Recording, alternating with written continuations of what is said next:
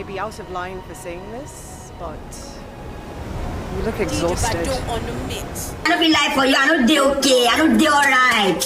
I don't do no mad advance. What lie, they pray for me. For a long time, this show has been on my site to watch. I was waiting patiently for it to come out. Only because the buzz was crazy. And now that it's out, I am here to give you guys the review that you always wanted. So before the montage, grab yourself a popcorn, go and pee. It's gonna be a bumpy barge.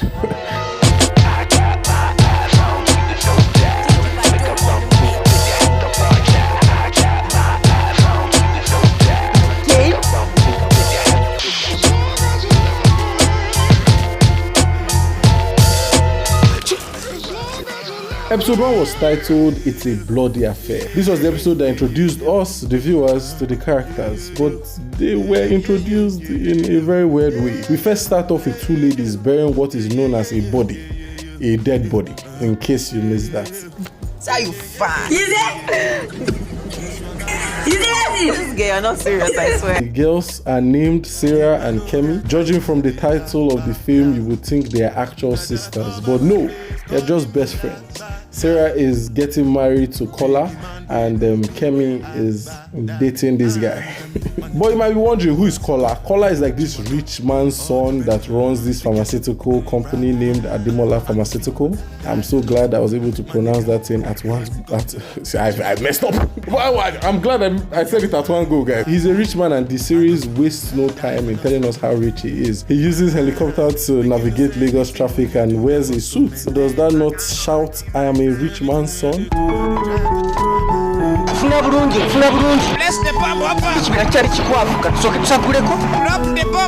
His family is weird. Let me explain. He has a sister that is portrayed as a drug addict.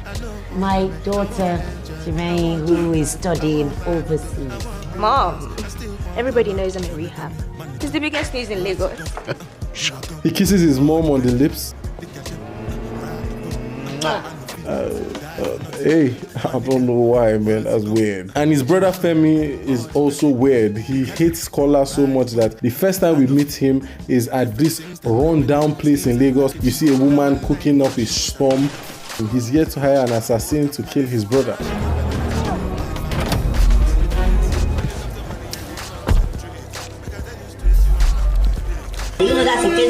So their family is messed up, and if that's not all, Kola is an upcoming boxer. The show is actually a boxing show. Throughout the first episode, we see him practice his moves on his wife-to-be. 3, 2,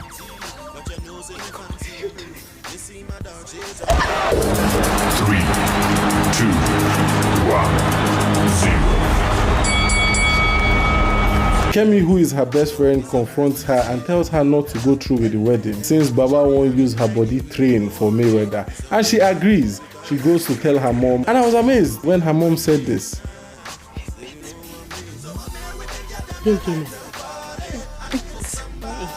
Willing to let go of everything.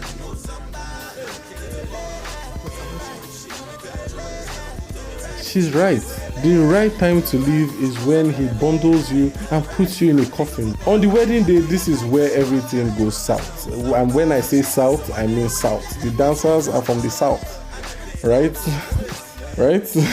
Help me out, guys. But Kola almost kissed his ex in this wedding venue. And I wasn't surprised that he dodged it at the very last second because he only kisses two people, Sarah and his mom. We see the assassin prepare for murder, honestly. He has a dagger. He definitely will not use it. He brought an axe. He also will not use this. He brought a gun. Guys. I said he's not gonna use any of them. The assassin trails Kola, and I think Kola liked the chase for some reason. They went through this door that housed the chefs, climbed some stairs, went through a hallway, hit this lady with a tray. What did the tray ever do to you guys, man? Kola used the elevator and the assassin used the elevator also. Psych! Kola never used it. Yeah, boy. They met and they fought each other man to man. Listen to the call! Please, I beg you! And you would think the assassin would be trained to beat a common man. Like, what the hell? We just saw him pack tools for mass destruction. But I don't blame him.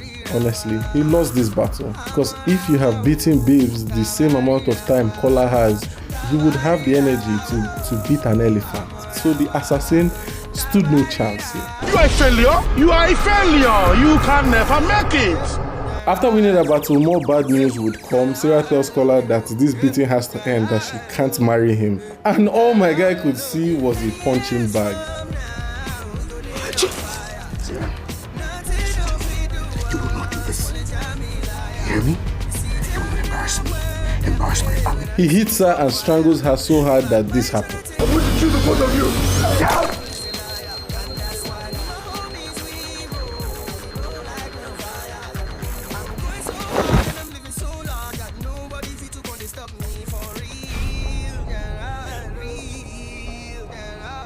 So Sarah and Kemi both cleaned the blood, hid the body and pretended like they did not know what happened. The mom found out that her son wasn't in the building and started acting like she knew he wouldn't go through with the wedding. And in the night, they cut off his head, packed his body, put him in the boot of their car and buried him. The end. It was fun watching this. This one episode was the best. Okay, I'm lying. It doesn't end. The episode ended with the photographer seeing them and taking some really scandalous pictures. Episode 2 was named Run Sisters Run. It continues from where we stopped. They killed him and buried him.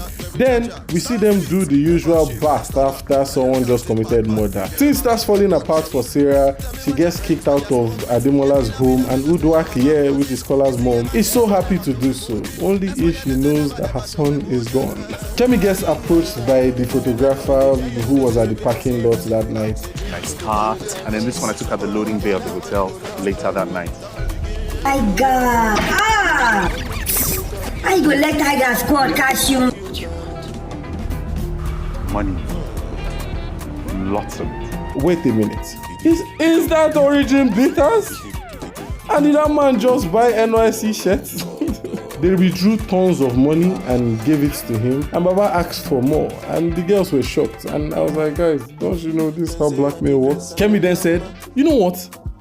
There's space where we buried Kola. Let's add an body there. And Sarah, being the mumu as she always is, agrees. They go looking for a man in Allen Avenue who will help them give them this gun. And Allen Avenue is like a social hub for prostitutes. It's like to go at this point. Let me want job back for me or for one of my girls. One a clear road, ma for see my customers. Now they spoil market for me. My sister, I never reached like that now. I fuck them your ear. Come on for here before I change up for you. I be here until I like it for your eye.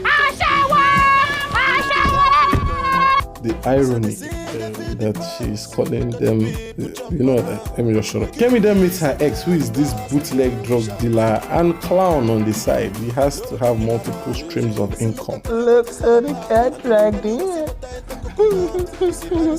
But after some shakara, he eventually gives her a gun. She tried to shoot him and he was smart. You see, the photographer is not a man that takes pictures. He's also... Sarah then hit him. I think he died. Body too. They just keep stacking the bodies, man. As this was happening, Femi and his wife exhausted the Netflix permission and pass and do the nasty anywhere possible. But his life isn't always this pleasurable. Timileyin, I'm shocked I pronounced her name well. But Timmy wants to rule the company in the meantime until Kola gets back. But Kola is dead. And she's a drug. No one is giving her anything. So to keep Timmy on lockdown, Femi's wife, which is Yinka, showed her an array of the best tools for happiness. There's cocaine, there's heroin. See, that's what they call it. There's promethazine, there's aspirin. You know, at this point, I'm just trying to rhyme. Guys, I'm a rapper. She leaves temptation and goes back to her mom, only to hear this. Just give me a chance. You've never given me a proper chance. I can't do this. You want to know why you have never been given a proper chance? Because you're useless. That's why. You're a useless, dirty drug addict who has been a disappointment to me from the day you were born. To be honest, I saw this coming. I would take some if my mom told me that. We have Joe, who is this detective on the break from Chicago. He has this nose that smells foul, legit chicken foul. I suspect foul play. Based on what? Is this nose ever on? Once I smell a rat, it's impossible to unsmell it. But yes, he is needed in this story because he legit follows the wrong trail all season long A week go by and everyone is scared. Is Kola missing? What's going on with my grown man? Where's the helicopter? And bam, some dogs find the body. And the helicopter was buried beside it. But they find his body and the girls' lives are about to change. Let me explain the following events well. So Joe, the detective, is on a winning streak. He gets some info about Kenny, who was at the wedding because he wanted to get Sarah back. Kenny and Sarah used to date. He's broke, so you understand why she's not with him. They arrested Kenny because of this, and to be honest, this shouldn't be a problem, but Sarah already told him everything. And then I told him. I had to tell someone, Kenny. I was losing my mind. You go better for your mama and your papa. You ain't mad me. Okay, Kenny doesn't spill, and I appreciate that. So let's clap for the poor man. Give me a second. Thank you very much. But this victory will be short-lived because the CCTV footage from the parking lot came out. The two ladies ran away from the apartment, and the police at this point have done their very best, so they needed to rest. Yes, you can see them resting here. They've done enough. But now we have what I would like to call a catch me if you can moment. Remember that movie? The highlight of this episode was this for me. Will you believe me if I said I miss Nigeria?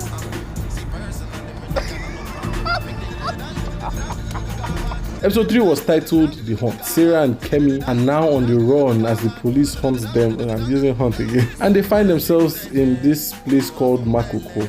I know this because there are more drone shots made in Makoko than any place in Lagos. It's like a hotspot for drone takers. I am serious. Go on YouTube, search Makoko drone, and be amazed. Sarah is unhappy in this episode, is she not always? But her dad gets this timely heart attack that only attacks poor people in Nollywood. Like he's broke, what else is he living for, honestly? Back to Makoko. They are here only because Kenny puts them there. And normally they should be able to live here without any worries, but they have a silent killer on their trail named Uncle B. And that guy looks like he